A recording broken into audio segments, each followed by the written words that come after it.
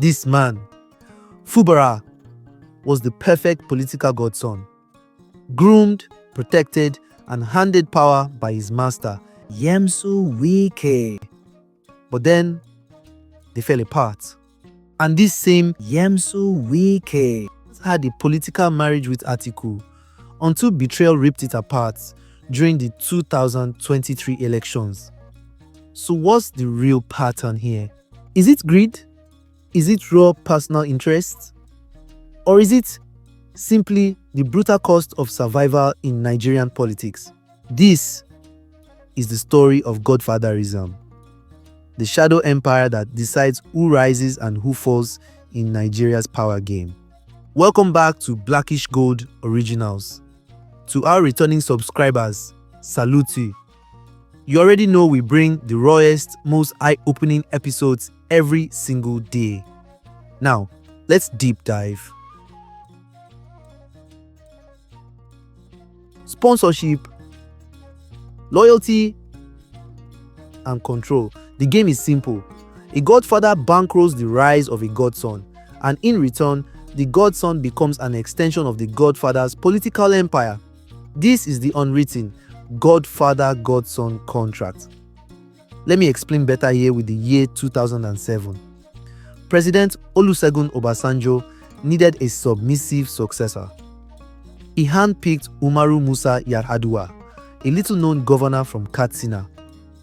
Obasanjo sold him as the next face of democracy, but insiders knew it was about control. Yar'Adua's sudden death in 2010 broke that chain and exposed the fragility of godfatherism.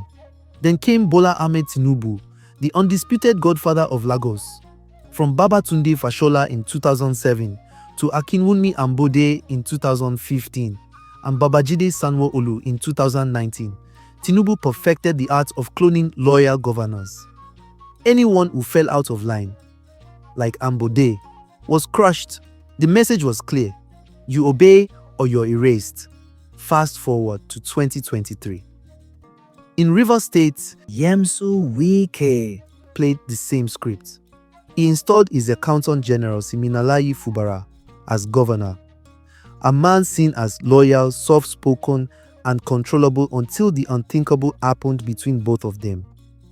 Truly, Nigeria politics is never that simple as it comes with a brutal unspoken rule. I made you, so you owe me. Forever. But what really happens when the godson refuses to remain a puppet?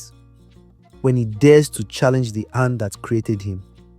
The answer is always betrayal, chaos, and blood.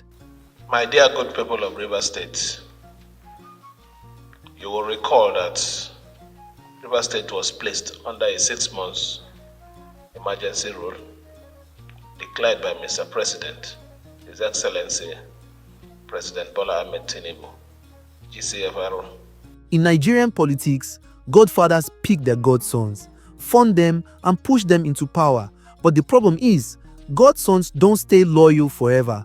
Once they taste power, many want to be free.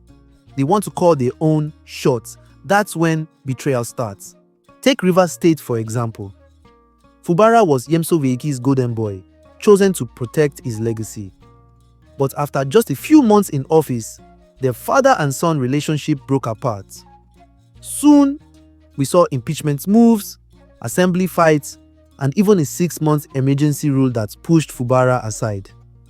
Or look at Yemsu Wike, Atiku on the other hand. They once worked together in PDP like close partners. But during the 2023 elections, they fell out badly.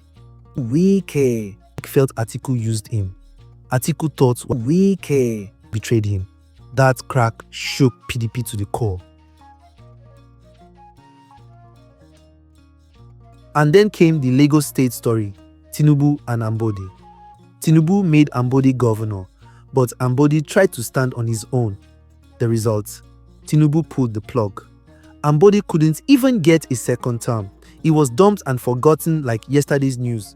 These stories and more continue on daily and hence show something clear. In Nigeria, politics isn't about the people. It's about ego, control, and power. And one thing is certain: once you cross a godfather, forgiveness is not on the table. They don't forgive, they crush you. But here's the big question. In these wars, who really comes out on top? The godfather or the godson?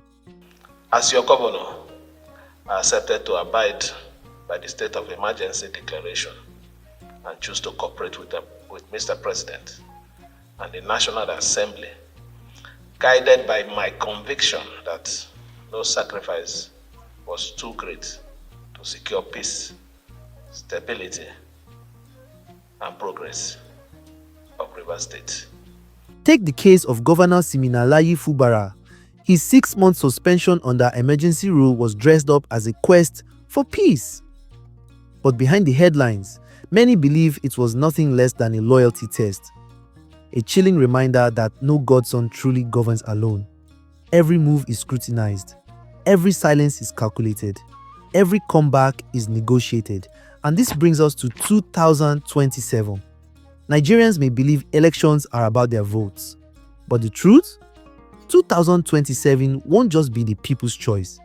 It will be a battlefield for godfathers. Tinubu, Wiki, Atiku, and others pulling strings behind the curtain.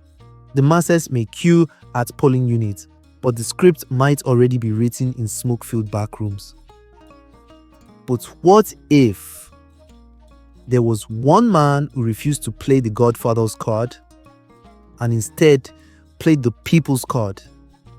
What if his rise was not written in the backroom deals of Abuja, but in the streets, the markets, and the hearts of ordinary Nigerians? Could he be the real game changer for 2027?